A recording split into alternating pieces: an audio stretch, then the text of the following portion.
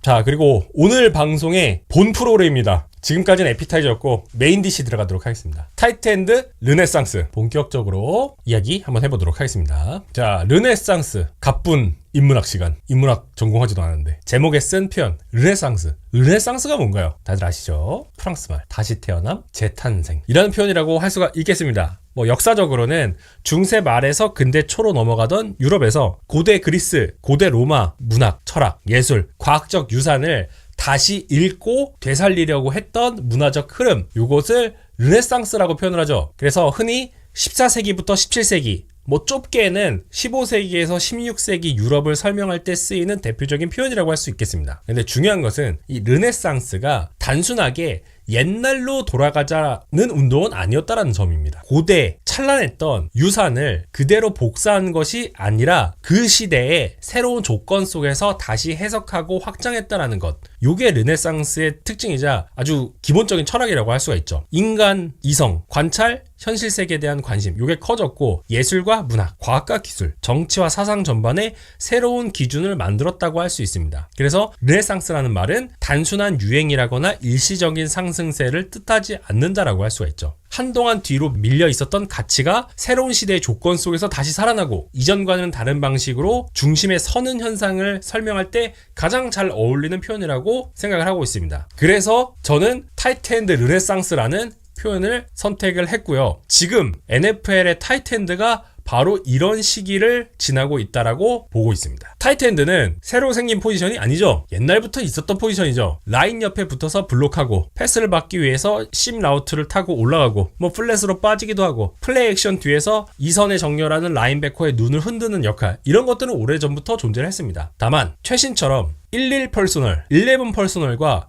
니켈 디펜스가 리그의 기본값이 되면서 한동안 타이트엔드는 보조 리시버라거나 블로킹을 겸하는 체인 무버 정도로 좁게 소비되는 경우가 많았습니다. 그런데 2025 시즌은 확실하게 달라졌습니다. 오펜스는 다시 한 번 더 타이트엔드를 중심으로 디펜스의 인력 구조를 흔들고 있고요. 12 퍼스널이라거나 13 퍼스널과 같은 운영을 선택을 하는데 이게 더 이상 런을 위한 예고가 아닙니다. 올드스쿨 패키지로 쓰이지가 않습니다. 그래서 이 내용을 전술적으로 그리고 데이터적으로 같이 해석을 해보면서 현대 NFL의 조건 속에서 타이트엔드가 어떻게 다시 해석되고 있는지 살펴보도록 하겠습니다.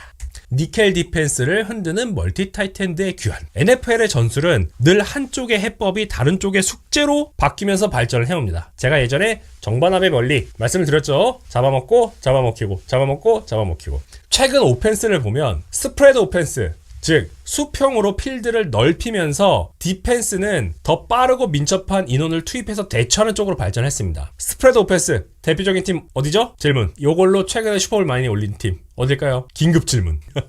캔자스시티 칩스. 그래서 이것에 대응하기 위해서 많이 나온 게 뭐죠? 두아이 세이프티 운영. 빅판이죠. 이러한 커버리지에 능한 디펜스들을 활용을 해서 상대가 필드를 넓게 펼쳐 쓰는 상황에서 스페이스를 막 지우고 서로 잡아먹고 잡아먹히는 상황이 반복이 되고 있었는데 2025 시즌 특징 뭐가 있을까요? 사실 2024 시즌부터 전조가 있었어요. 런 게임 그리고 플레이 액션. 요게 다시 크게 대두가 되기 시작했습니다. 이렇게 한 시대를 지배하는 방식은 영원히 이어지지 않습니다. 상대가 적응하는 순간 그 방식은 다시 다음 변화의 출발점이 되는 거죠. 그렇게 NFL은 새롭게 새로운 표준을 만들어 왔습니다. 그래서 지난 10여 년 동안 오펜스의 기본 문법은 11 퍼스널, 즉 러닝백 1명, 타이트엔드 1명, 와이드 리시버 3명, 커터백, 오펜시브 라인, 요 구성으로 아주 오랫동안 돌아갔습니다. 리시버가 많다라는 것은 그만큼 필드를 넓고 빠르게 쓸 수 있다는 거죠. 아주 대표적으로 이걸 활용한 팀 LA 램스입니다. LA 램스 기억해두세요. 지금 11 퍼스널 많이 쓰는 팀 어디였다? LA 램스 기억해두세요. 오펜스는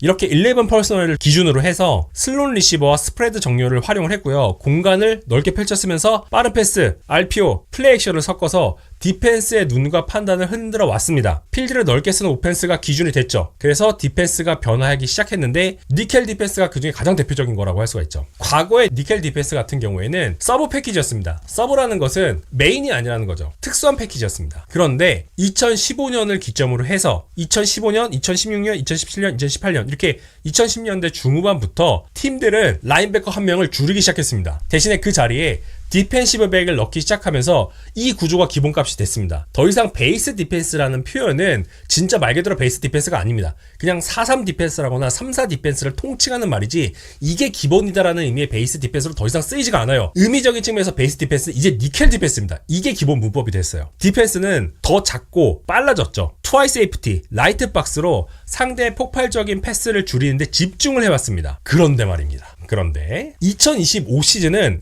변화가 이루어지기 시작했어요. 사실 2024 시즌부터 변화의 조짐이 있었어요. 제가 2024 시즌 시작할 때 초반에 러싱 게임 심하지 않다라는 영상을 올렸었거든요. 그때부터 약간 전투가 있었습니다. 2025 시즌, 지금은 이 변화가 확인된 시즌이었어요. 자, 필드. 여기서 긴급 문제. 필드 공식적으로 요 너비 얼마나 될까요? 긴급 문제. 필드 너비 아시는 분. 자, 필드 길이는 참고로 120야드입니다. 엔드존 2개 빼고 인필드만 100야드. 그래서 120야드면은 109.728m 정도 되죠. 자, 너비 얼마인가요? 너비는 53-3분의 1야드입니다. 160피트. 그래서 48.768m입니다. 고정이에요. 제가 이 말씀을 왜 드리냐면 필드는 바뀌지 않아요. 필드 규정은 바뀌지 않아요. 그 말은 즉슨 아무리 리그 오펜스가 스프레드 해도 결국 정해진 간격 안에서 움직여야만 한다는 뜻이에요. 그래서 팀들은 어떤 선택을 했느냐. 야, 이거 필드가 규정상 늘어날 리는 없잖아. 우리가 쓸 수 있는 공간은 어차피 한정적이야. 근데 이 스프레드를 대처하는 디펜스가 너무 고도화되고 발전을 했어. 그렇다면 방식을 바꾸자. 접근 방법을 바꿔버리자. 그래서 선택한 것이 무게감을 더하는 것입니다. 여기서 무게감은 진짜 무게감입니다. 몸무게. 진짜 무게감을 더하기 시작했습니다. 그래서 리그는 더 적극적으로 타이트엔드와 풀백과 6번째 오펜시브 라인을 선택하기 시작했습니다. 대표적인 팀 어디죠? 피츠버그 스틸러스. 풀백 계속 사용하던 팀 어디죠? 샌프란시스코 49ers, 볼티모어 레이븐스, 마이애미 돌핀스. 이런 팀들이 있습니다. 자, 요거는 사실 가장 쉬운 접근법이긴 해요. 그래서 겉으로 봤을 때는 이게 굉장히 예전에 올드스쿨 헤비 퍼스널 가져가는 거 아닌가 라고 할 수가 있는데 속을 들여다보면 꼭 그렇진 않습니다. 2025 시즌에는 헤비 퍼스널을 선택을 했을 때 예전처럼 런을 위한 운영 선택이라기보다는 우리가 런이게 패스게 헷갈리게 하면서 디펜스의 인원 조합 선택을 흔드는 그런 현대적 패키지로 발전하기 시작했습니다. 완전히 현대적으로 재해석하기 시작한 거죠. 자, 2025 시즌은 11 퍼스널을 상대를 할 때 5명 이상의 디펜시브 백, 즉 니켈 패키지 이상이 투입되는 비율이 95.6%였습니다. 오펜스가 3명의 와이드 리시버를 꺼내면 디펜스는 그냥 자동 반사적으로 니켈 디펜스 이상의 아주 라이트한 패키지를 선택했다는 뜻입니다. 그런데 오펜스가 말씀드린 것처럼 무게감을 더하기 시작했어요. 타이트엔드, 여기서 타이트엔드도 그냥 타이트엔드 한 명이 아니라 멀티 타이트엔드, 풀백, 추가적인 오펜시브 라인맨을 섞기 시작하자 NFL의 디펜스는 앞에서 말씀드린 베이스 디펜스, 즉 3-4 디펜스와 4-3 디펜스의 사용률을 거의 3할까지 올리기 시작했습니다. 직전 5시즌 동안 제가 아까 베이스는 베이스의 그 의미가 아니라고 말씀드렸죠. 3-4나 4-3 디펜스의 활용 비율이 한 번도 25%를 넘은 적이 없어요. 그 정도로 지금은 니켈 디펜스가 대세 오브 대세가 됐습니다. 이게 완전히 기본 문법이 됐었는데 지난 시즌부터 디펜스가 볼 때 이거 아닌가? 라는 생각이 들기 시작했다라는 거예요. 왜? 오펜스가 변화하기 시작했거든요. 이게 단순한 유행이 아닙니다. 진짜 디펜스도 구조적인 변화를 가져가기 시작한 게 2025 시즌이었어요. 자, 그래서 NGS에서 관련해서 이 내용을 애들이 점점 커진다라고 표현을 하더라고요. 그래서 재밌어서 가져와봤고, 자, 해당 그래프 같은 경우에는 2009년부터 2025년 리그 전체 패스 게임에서 타이트엔드가 차지하고 있는 비중을 보여주는 피겨라고 보시면 될 것 같습니다. 타이트엔드의 타깃 쉐어, 패스를 받는 이 타깃 횟수에 대한 비율과 리시빙 야드에 대한 쉐어 비율을 살펴본 거거든요. 자, 2025 시즌은 조금 특별한 해이긴 해요. 말도 안 되게 좋은 타이트엔드들이 말도 안 되게 좋은 활약을 했거든요. 그래서 어떤 생산적인 로우적인 지표는 2015년을 못 따라갑니다. 하지만 이 추세선을 볼까요? 자, 이게 그냥 1차 추세선을 그린 건데 계속 올라갑니다. 그리고 2024 시즌과 2025 시즌은 말도 안 되게 올라가는 것을 볼 수 있습니다. 더 타깃 쉐어와 야드 쉐어가 거의 24%에 달하는 모습을 보여주고 있죠. 이게 핵심입니다. 타이트엔드가 예전처럼 단순히 블러킹 롤에 국한되는 것을 벗어나서 진짜 핵심적인 패싱 게임 옵션으로 자리를 잡았다라는 거예요. 물론 과거에 좋은 타이트엔드들 많죠. 롭 크론커스키라거나 안토니오 게이츠라거나 지금 현역으로 활약하고 있는 트래비스 켈시라거나 좋은 모습 보여줬죠. 하지만 이런 특출난 선수들을 제외하고 대부분의 타이트엔드들은 기본 역할이 블러킹입니다. 원래 그렇게 출발한 포지션이잖아요. 러싱 블러킹 지원하고 패싱 블러킹 지원하고 경우에 따라서는 우리 리드 블러킹을 할 때 리드 블러커로서 활약하고 그리고 옵셔널하게 패스를 받아준 역할, 이게 기본이었습니다. 아주 특별하게 패스를 잡아준 타이트엔드는 그렇게 많지 않았어요, 사실. 그런데 지금 이 타이트엔드의 운영 지형 자체가 판도가 바뀌고 있습니다. 과거에 2명의 타이트엔드를 쓰는 12 퍼스널, 그리고 3명의 타이트엔드를 쓰는 13 퍼스널 같은 경우에는 허들 상황에서 어떤 필드를 넓게 펼쳐 쓰는 옵션으로서 거의 활용이 안 됐거든요. 일단 컨덴스드하게 정렬을 하고 모션 상황에서 러싱 게임을 가져가는 일종의 신호로 읽히는 그런 정렬이었습니다. 하지만 더 이상 그렇지 않아요. 디펜스는 인원 구성을 보고 대응을 하는 것이 1차적인 목표인데, 그리고 스냅이 시작되면은 다른 역할을 분배하는 것을 이제 마주하게 되는데, 스냅 시작부터 얘네가 도대체 무슨 역할을 하지 읽기 어려운 상황을 오펜스 코치들이 펼치기 시작했습니다. 그래서 이런 식으로 실제적인 기여도가 올라가기 시작한 거고요. 제가 역할적인 변경에 대해서는 제가 뒤에서 또 자세히 말씀드리도록 하겠습니다. 효율적인 측면으로 봐도 확실히 상승세를 보입니다. 요 EPA, 이 선수들이 플레이를 할 때 실제 기여할 수 있는 기여값, 요것뿐만 아니라 석세스 레이트, 이게 동시에 상승하고 있어요. 실제로 경기에 기여하고 있는 경기 효율성이 많이 증가하고 있다는 거예요. 그래서 2025 시즌의 변화 중에 하나는 단순히 타이트엔드를 많이 쓴다가 아닙니다. 많이 썼을 뿐만 아니라 이 선수들이 타깃이 됐을 때 실제 기여하는 기여도가 과거와는 비교가 안 될 정도로 계속 올라가고 있어요. 이게 중요합니다. 디펜스를 계속 무겁게 만들고 헤비박스 채우게 하고 커버리지 매치업을 계속 바꾸고 짧은 공간 안에서 체인 무버 역할을 할 수 있는 것들을 타이트엔드에게 계속 부여를 하고 있고, 타이트엔드들이 실제로 이것을 잘하고 있습니다. 그러면서 현재 NFL 모던 오펜스의 중심으로 올라오고 있어요. 한 타이트엔드가 블로커, 리시버, 풀백, 미스매치 타깃, 이런 다양한 얼굴들을 계속 보여주는 거예요. 그러면서 하고 싶어하는 것은 뭐? 이러한 불명확함이 디펜스의 판단을 느리게 만드는 것, 이것이 타이트엔드들이 가져가고 있는 모습이라고 할 수가 있는 거죠. 또 흥미로운 부분 중에 하나가 바로 이 패스가 향하는 평균 깊이입니다. 이 A-이라고 하는 것은 쿼터백이 패스를 던졌을 때 그 패스가 도달하는 그 위치, 이것을 계산한 거거든요. 그래서 이 평균값을 살펴보면 2025년도 타이튼드의 A-은 6.12야드였습니다. 자, 2015년 제가 좀 특이하다고 말씀드렸잖아요. 2015년 이때는 사실 이 A- 자체는 낮은데 선수들이 야드 애프터 캐치를 굉장히 많이 해가지고 야드 자체는 굉장히 많아요. 근데 이때 A- 6.1야드보다는 확실히 높습니다. 정확하게 7.65야드였습니다.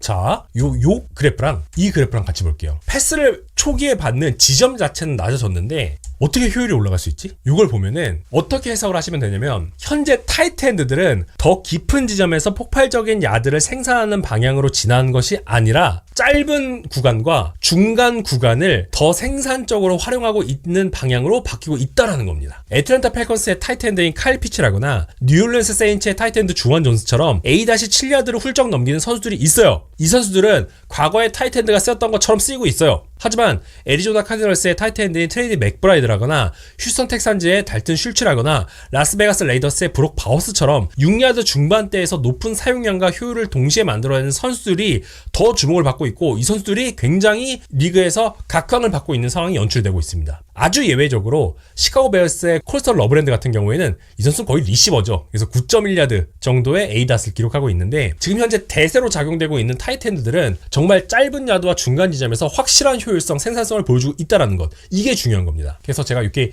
2차 다항선을 그렸을 때 이게 이렇게 흘러가죠. 분명히 가장 높게 상승하는 그런 추세를 보인 구간들도 있었지만 요 전체적인 A- 자체는 내려오고 있는 흐름이 이어지고 있는 것입니다. 오펜스가 타이트엔드를 무리하게 버티컬로 밀어 올리는 방식이 효율적이지 않다라고 리그는 본 거죠. 대신에 스냅이 시작되기 전, 그때 최대한 상대에게 혼선을 더하고 무게가 가벼워진 니켈백을 상대하는 타이트엔드들이 짧은 지점과 중간 지점에서 확실하게 효율성 있게 공을 받게 하겠다, 이것이 현재 NFL이 추구하고 있는 방향이다 라고 보시면 되겠습니다. 그리고 요거는 캐치 레시오와 야드 퍼 타깃, 요것을 보는 건데, 요것도 앞서 보여드린 그래프와 같이 좀 연결해서 보시면 좋을 것 같아요. A- 자체는 낮아졌는데 캐치 레이트와 야드 퍼 타깃이 유지되고 있다는 것, 요게 개선되고 있는 흐름, 요거는 확실하게 확인을 할 수가 있죠. 즉 낮은 위험의 공간을 높은 기대값으로 바꿨다 라고 할 수가 있겠습니다. 그래서 어떤 단일 시즌의 튀든 값을 따라가기보다는 이렇게 추세를 보시는 게 좋을 것 같아서 그래프를 같이 준비했다라고 할 수가 있고요. 지금 현재 타이트엔드 활용법은 더 깊게 던지는 변화가 아니라 더 안정적인 공간을 더 높은 기대값으로 바꾸는 변화라고 볼 수가 있겠습니다. 그래서 전술적으로 조금 따라가 보면은 12 퍼스널과 이 13 퍼스널, 요것에 대해서 집중해서 살펴봐야 될 것 같은데, 12 퍼스널이라고 한다면 기본적으로 러닝백 1명, 타이트엔드 2명, 와이드 리시버 2명, 이렇게 구성되는 조합이라고 할 수가 있죠. 반복해서 말씀드리지만 과거의 12 퍼스널 같은 경우에는 비교적으로 해석이 쉬웠습니다. 디펜스 입장에서. 당연히 12 퍼스널이라고 한다면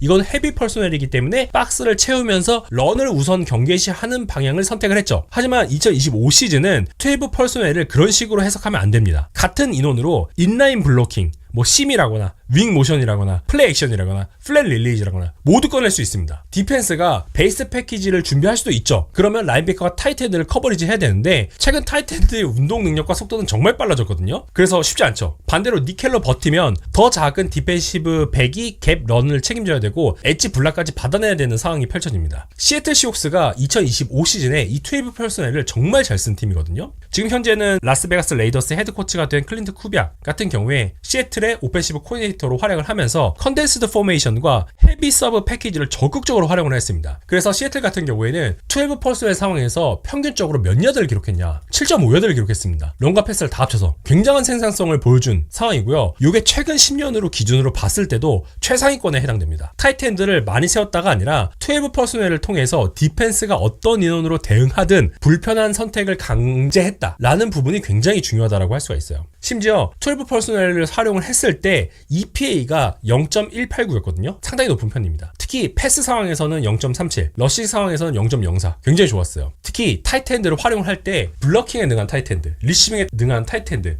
이 선수들을 번갈아서 활용을 하면서도 롤을 스냅마다 다르게 줍니다. 그래서 디펜스 선수들이 특정 타이트엔드를 어떻게 커버리지 해야 될지, 맨으로 할지 존으로 할지 매치로 할지 굉장히 고민에 많이 빠지게 만들었거든요. 그랬을 때 발생하는 이 주저함, 이것을 통해서 상대 오펜스를 확실하게 공략을 했습니다. 그리고 LLMs, 제가 앞에서 11 퍼스널을 말씀드릴 때 LLMs라는 키워드를 굉장히 강조해서 말씀드렸잖아요. 11 퍼스널을 2024 시즌까지 제일 잘 쓴 팀이 LLMs였습니다. 션 맥베이였어요. 하지만 2025 시즌 션 맥베이가 정말 말도 안 되게 훌륭한 코치라는 게 여기서 들어갑니다. 본인들이 그렇게 많이 쓰고 이 리그에 유행시켰던 11 퍼스널을 본인들이 버렸어요. 11 퍼스널을 여전히 많이 쓰긴 하는데 11 퍼스널의 비율을 비약적으로 줄이고요. 13 퍼스널의 비율을 엄청나게 높였습니다. 압도적으로 크게 높였어요. 비교가 안 됩니다. 거의 3할 수준. 13 퍼스널은 러닝백 1명, 타이트엔드 3명, 와이드 리시버 1명입니다. 이 인원이 필드에 올라오는 순간 디펜스는 일단 박스를 채워야 돼요. 무조건 채워야 됩니다. 왜? 타이트엔드가 너무 많으니까. 블러킹을 담당하는 선수가 너무 많으니까. 하지만 LLMs는 13 퍼스널과 12 퍼스널을 섞어가면서 쓰면서 상대에게 엄청나게 헷갈리는 선택지를 강제했습니다. 제가 예전 칼럼에서 LLMs는 특이한 점이 이 13 퍼스널을 많이 쓰는 것도 중요하지만 12 퍼스널을 쓸 때 마치 13 퍼스널처럼 씁니다 라고 이야기를 하면서 리시버를 마치 준 타이트엔드처럼 쓴다라고 말씀을 드렸잖아요. 그 대표적인 선수가 푸카나쿠와 조던 피딩턴 이런 선수들의 활용에 대해서 말씀을 드렸었는데 램스는 이렇게 타이트엔드들을 선택해서 쓸 때 일단 압축해서 쓰죠. 압축해서 정렬을 하면서 타이트엔드들이 스냅마다 역할이 계속 바뀝니다. 마치 리시버처럼 라우트를 달려나가는 선수들도 있고요. 리드 블러킹을 그냥 담당해주는 선수들도 있고요. 완전히 오펜시브 라인처럼 정렬을 하고 운영을 하면서 매치 스태포드를 보유해주는 선수들도 있습니다. 상대 입장에서는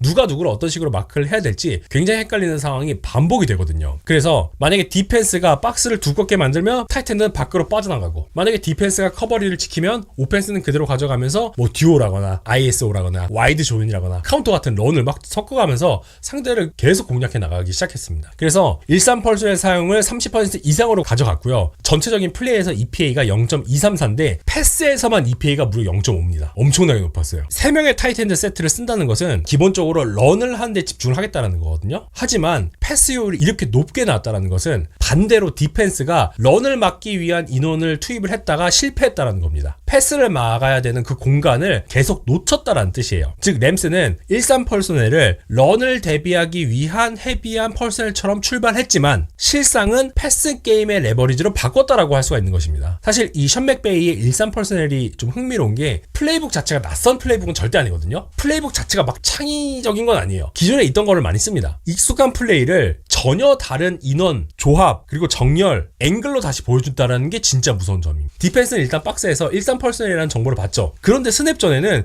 이게 12 퍼스널인가? 이게 진짜 실상은 11 퍼스널을 준비한 건가? 라는 식으로 헷갈리게 계속 만들어준다는 있다는 것입니다. 그래서 인원 정보와 실제 필드에 나와 있는 정렬이 어긋나는 순간 디펜스는 커버리지 배분과 런핏을 다시 계산해야 되는 그런 선택을 강요받는다는 거죠. 심지어 램스는 모션도 적극적으로 활용을 하고 있고요. 인설트를 통해서 이러한 램스 오펜스가 던지는 질문을 더 어렵게 만듭니다. 타이트엔드가 미친듯이 돌아다녀요. 그리고 앞에서 말씀드린 준 타이트엔드, 와이드 리시버이지만 타이트엔드처럼 활약하는 선수들 역시도 미친듯이 돌아다닙니다. 상대의 선택지를 많이 강요한다는 거죠. 그래서 현재 쓰이고 있는 12 퍼소넬과 13 퍼소넬 같은 경우에는 단순한 헤비 퍼소넬이 절대 아니다. 현재 NFL 코치들, 특히 클린트 쿠비아과 션 맥베이가 보여준 헤비 퍼소넬, 즉 멀티 타이트엔드에 대한 활용은 정말 복잡해지고 현대 디펜스가 갖고 있는 장점을 무너뜨리는 굉장히 대표적인 방식이 되었다. 그리고 제가 생각했을 때는 다음 시즌에 다른 팀들이 많이 따라하게 될 것이다 라고 생각하고 있습니다. 자, 그럼 여기서 질문이 생기죠. 그러면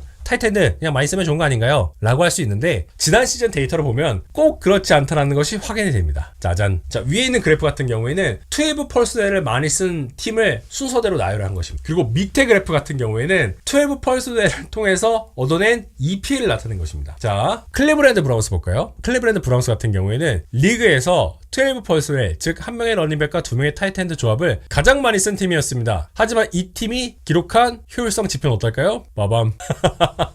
리그 31위였습니다. 자, 이렇게 클리블랜드 브라운스의 모습을 보면 타이트엔드 사용량과 효율은 분리될 수 있음을 보여준다라고 할 수 있겠습니다. 무조건 무거운 인원을 필드에 올린다고 해서 디펜스가 무너지는 것을 기대할 수는 없어요. 타이트엔드가 블로킹과 릴리즈에서 모두 위협적이지 못한다거나 쿼터백이 플레이 액션 뒤에 빠르게 본인에게 주어진 이 윈도우를 처리하지 못하고 오펜시브 라인의 첫 번째 더블팀을 제대로 처리하지 못하면 헤비 퍼스넬은 오히려 오펜스의 의도를 선명하게 드러낼 수 있습니다. 램스나 시애틀은 그러지 않았죠. 모두 패스와 런에서 좋은 효율을 냈고요. 승리 가져왔고 플레이오프에서도 성과를 냈습니다. 결국 중요한 것은 설계와 실행입니다. 또 다른 재밌는 포인트 중에 하나가 바로 뉴잉글랜드 패트리어츠라고 할 수가 있는데요. 지금 그래프에서 보시는 것처럼 패트리어츠는 12 퍼스넬 자체를 많이 쓴 팀이 아닙니다. 하지만 패트리어츠는 재밌는 게 11 퍼스넬을 제일 많이 쓴 팀이거든요. 그런데 여기에 12 퍼스넬과 21 퍼스넬과 22 퍼스넬 요걸 섞으면서 전보 레이어라는 것을 얹었어요. 즉 패트리어츠는 시즌 중반 이후에 6명 이상의 오펜시브 라인맨 또는 노즈 태클을 풀백으로까지 포함을 시킨 이 전보 패키지 비율을 크게 늘렸거든요. 그러면서 러싱 게임 효율을 크게 높였습니다. 그래서 조합의 가벼움을 무거움으로 이동시키기는 했는데 방식이 단순한 타이트엔드를 쓴 것은 아니었다. 하지만 패트리어츠도 확실히 중량감을 통해서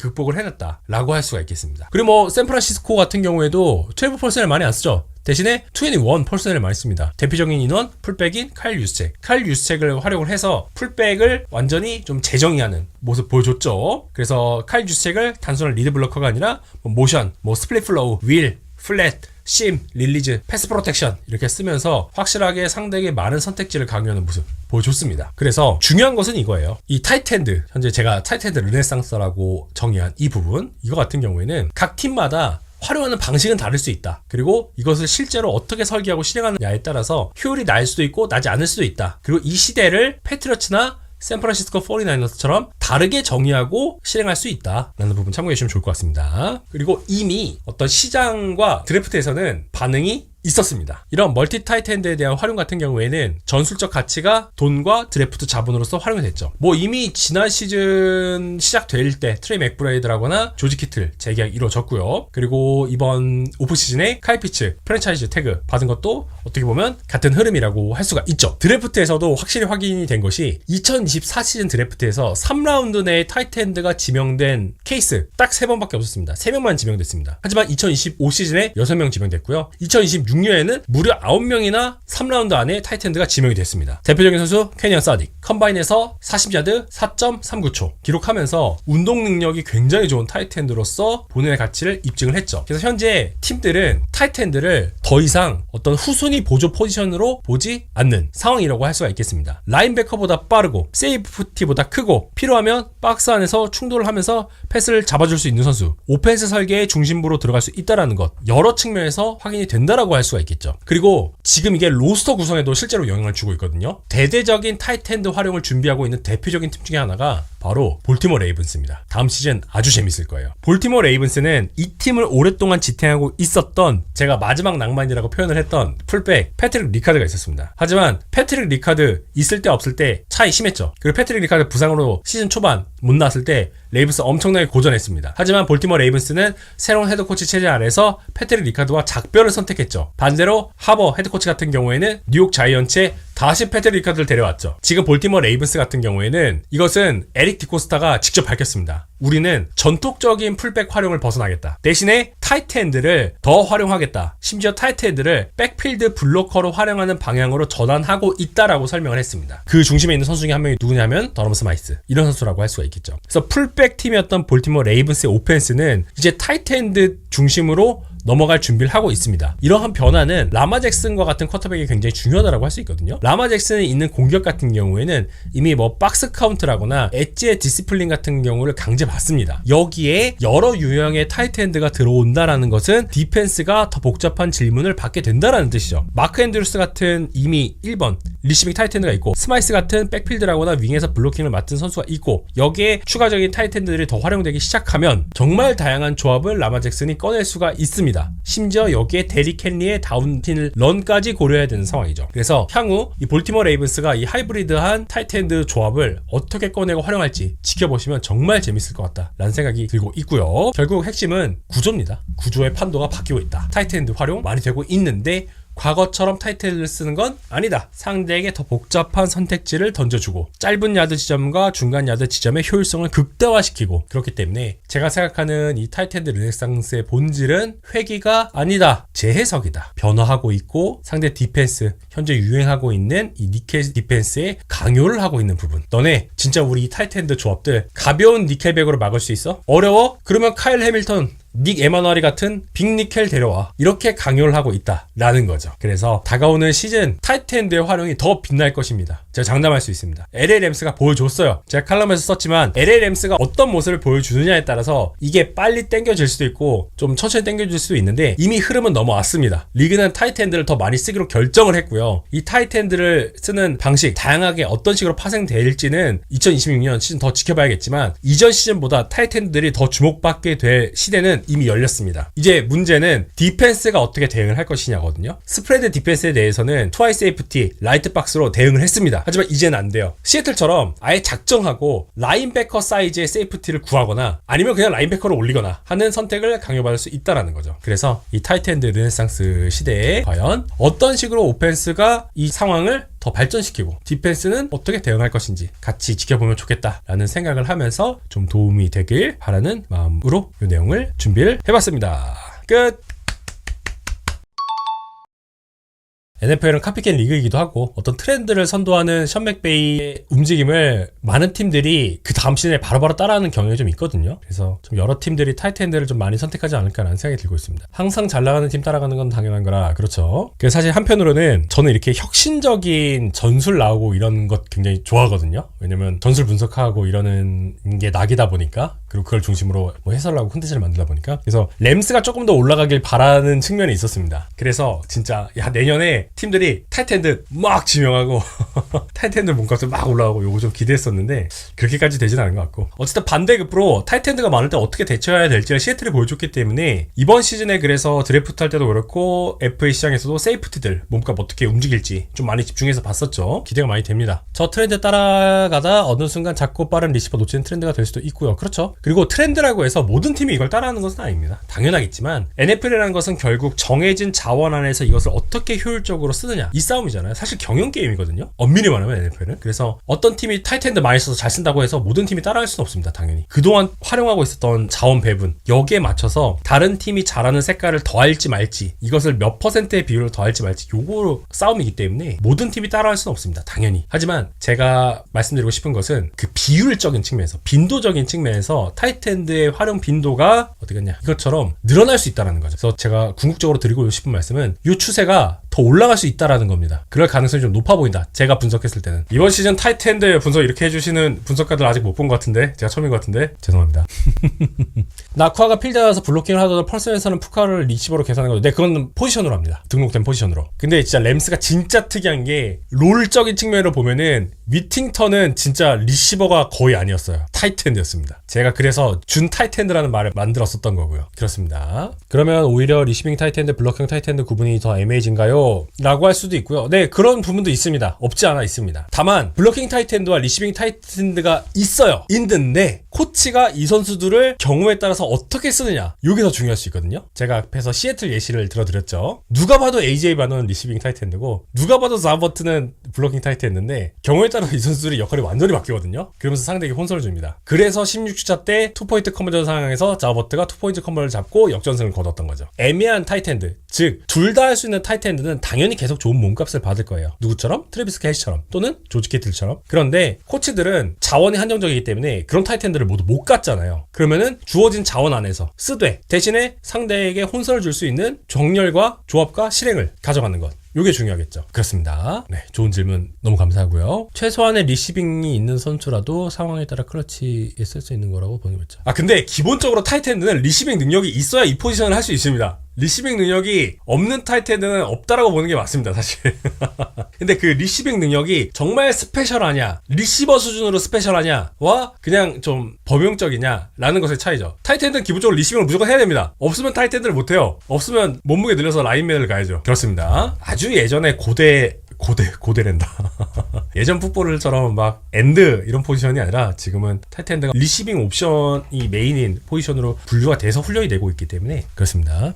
후님 아주 좋은 질문 감사합니다. 타이트엔드라는 포지션 미식축구 출범할 때부터 있는 포지션인가요? 미식축구 출범 아니고 리그 출범 이야기하시는 것 같고요. 미식축구 출발했을 때 타이트엔드 포지션 없었습니다. 당시에는 엔드라는 포지션이 있었습니다. 엔드라는 포지션은 말 그대로 오펜시브 라인이라거나 디펜시브 라인 옆에 서는 끝에 선 선수를 엔드라고 불렀습니다. 그런데 미식축구 전술이 고도화가 되면서 엔드라는 포지션이 디펜시브 엔드와 타이트 엔드로 파생이 됐습니다. 오펜스에 선 선수는 타이트 엔드, 타이트하게 선다, 끝에 선다 해서 타이트 엔드가 됐습니다. 그래서 예전에는 타이트 엔드는 오펜시브 라인 끝에 붙어 있었기 때문에 오펜시브 라인과 함께 패스 프로텍션을 한다거나 블러킹을 하는 역할이 주요였는데 패러다임이 바뀌었죠. 왜? 일리저블 리시버에 해당되는 포지션이기 때문에 패스를 받을 수 있잖아요. 큰 패스 던져줘야지. 그러면서 선수들이 패스를 받는 능력이 늘어나기 시작했고 시아너 샤프라거나 토니 곤잘레스라거나 같은 선수들 거치면서 안토니오 게이츠, 롬 크로카우스키 이런 선수들 거치면서 타이트엔드라는 선수들의 패러다임이 확 바뀌었습니다. 리시빙을 아주 잘 잡을 수 있는 선수로 거듭나기 시작한 거죠. 하지만 곤잘레스 같은 사이즈 또는 운동 능력을 가진 선수들은 많이 없죠. 블로킹도 되고 캐치도 된 선수들. 그래서 아주 특별하게 트래비스 켈시라거나 조지 키틀 같은 선수들이 각광을 받았었던 건데 지금은 이렇게 완전히 스페셜하지 않더라도 많은 타이트엔들이 더 주목을 받는 시대로 거듭나고 있다 라고 생각을 하기 때문에 타이트엔드 르네상스라는 말씀을 드렸습니다.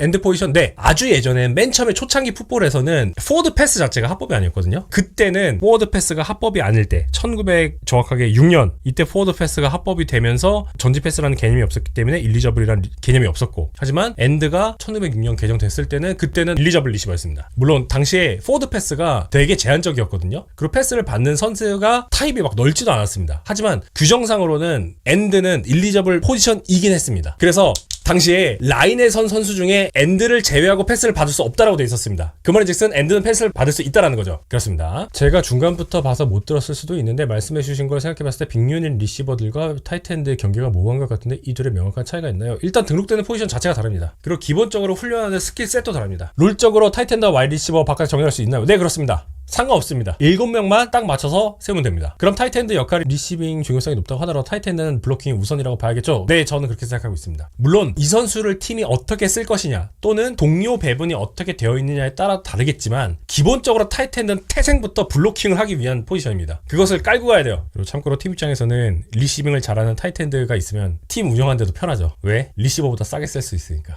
그렇습니다.